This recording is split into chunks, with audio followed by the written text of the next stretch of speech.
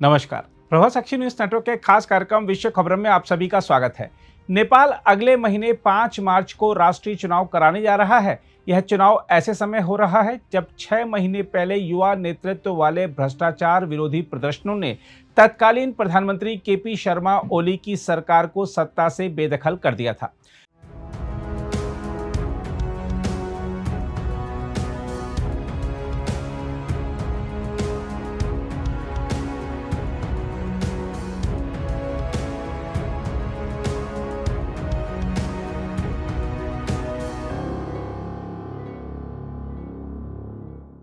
सितंबर में भड़के इन प्रदर्शनों में 77 लोगों की मौत हुई और 2000 से अधिक लोग घायल हुए थे। 2 दिनों तक चली हिंसा में सैकड़ों इमारतों को आग के हवाले कर दिया गया था। अब देश एक नए राजनीतिक मोड़ पर खड़ा है।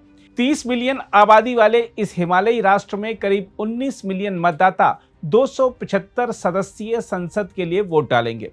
पिछले वर्ष के प्रदर्शनों के बाद करीब 10 लाख नए मतदाता सूची में जोड़े गए हैं, जिनमें अधिकतर युवा हैं। हम आपको बता दें कि 165 सीटों पर सीधे चुनाव होंगे, जहां सर्वाधिक मत पाने वाला उम्मीदवार विजयी होगा, जबकि शेष सीटें आनुपातिक प्रतिनिधित्व प्रणाली से भरी जाएंगी।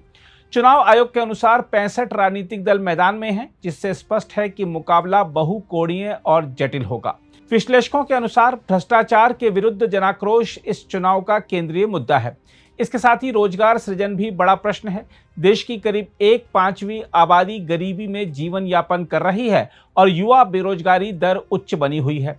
युवा उम्मीदवार आर्थिक सुधार, पारदर्शिता और जवाबदेही का वादा कर रहे हैं। दूसरी ओर अनुभवी नेता स्थिरता और सुरक्षा को प्राथमिकता बता रहे हैं।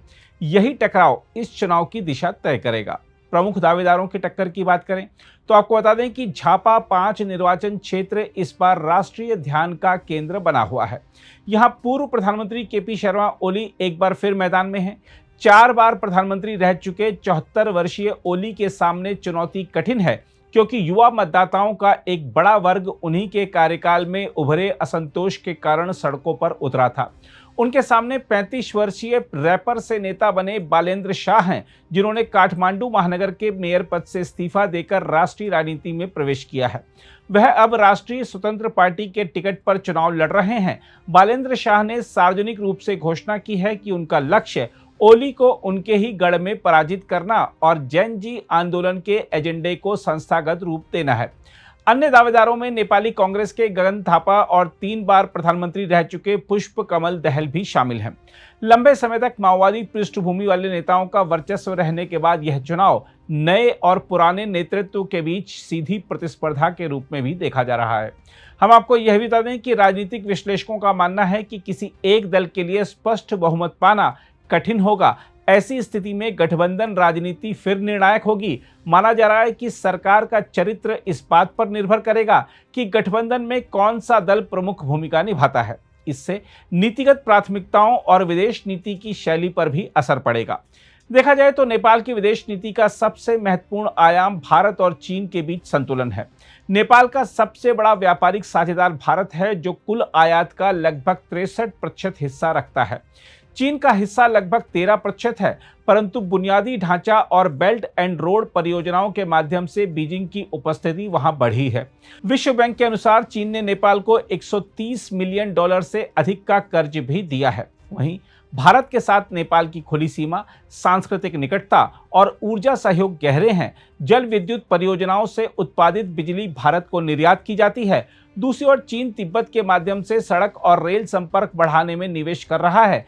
ऐसे में नई सरकार को कूटनीतिक संतुलन साधना होगा। देखा जाए तो नेपाल की राजनीतिक दिशा दक्षिण एशिया की सामरिक संरचना को प्रभावित कर सकती है। हिमालयी क्षेत्र में अवसंरचना निर्माण, सीमा पार ऊर्जा नेटवर्क और व्यापार गलियारों का विस्तार भारत और चीन दोनों के लिए रणनीतिक महत्व रखता है।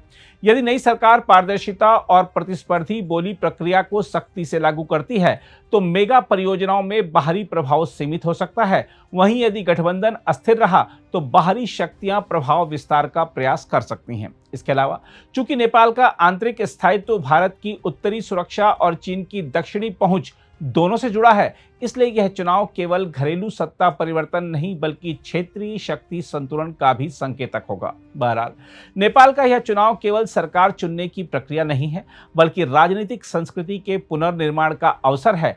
युवा मतदाताओं की बढ़ती भागीदारी लोकतंत्र के लिए शुभ संकेत है, परंतु अपेक्षाओं का दबाव भी उतना ही बड़ा है।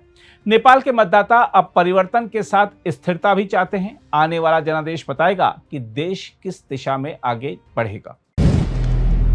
अगर आप भी लेना चाहते हैं देश दुनिया की तमाम जानकारी तो आज ही सब्सक्राइब करें हमारे चैनल को। साथ ही नीचे दिए बेल आइकन को जरूर दबाएं ताकि हर अपडेट आप तक पहुंच सके।